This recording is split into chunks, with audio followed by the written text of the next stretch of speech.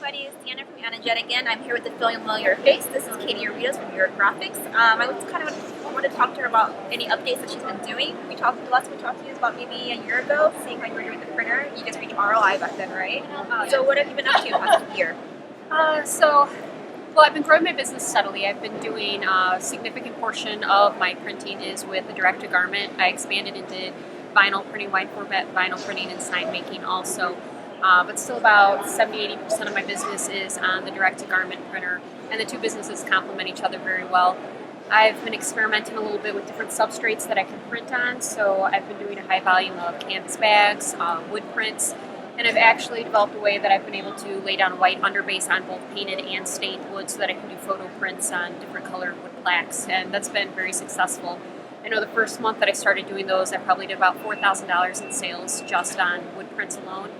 So that's one of my favorite non-apparel items to print on right now, and I've had really good luck with that. How much are you charging for those wood prints?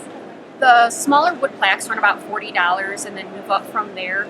Cost-wise, they're probably about $5 investment, so they cost about the same as doing a nice t-shirt, but I'm turning around for $40. And is it taking just as long as a t-shirt, a little bit longer?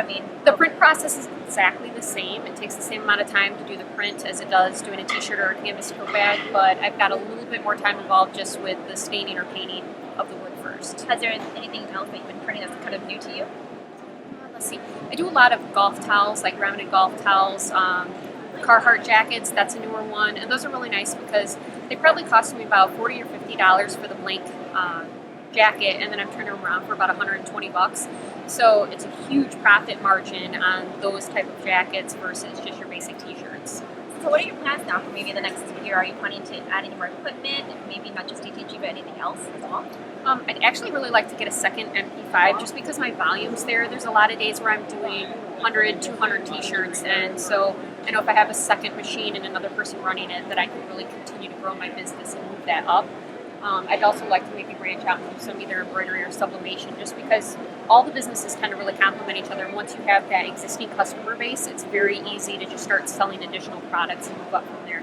Are you still doing just basically local sales, or are you doing a lot of online sales too?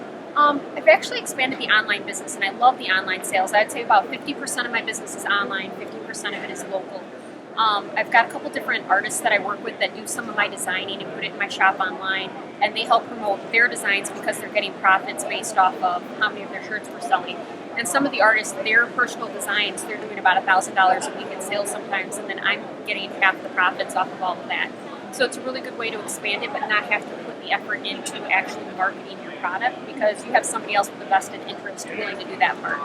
Not bad for a girl from a small town. Yeah. Yeah, there's about 5,000 people in my town, and I've just been growing in leaps and bounds. I've been super happy with it. There's never a slow day. Awesome. If you have any words of advice to people who are getting into DTG, what would you say to them?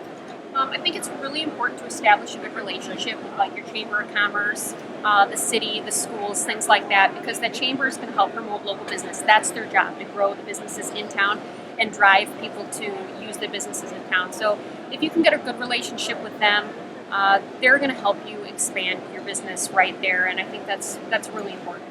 Awesome. Well, thank you so much for your time, Katie. It's always good to see you. Yep, thanks. Bye, everyone.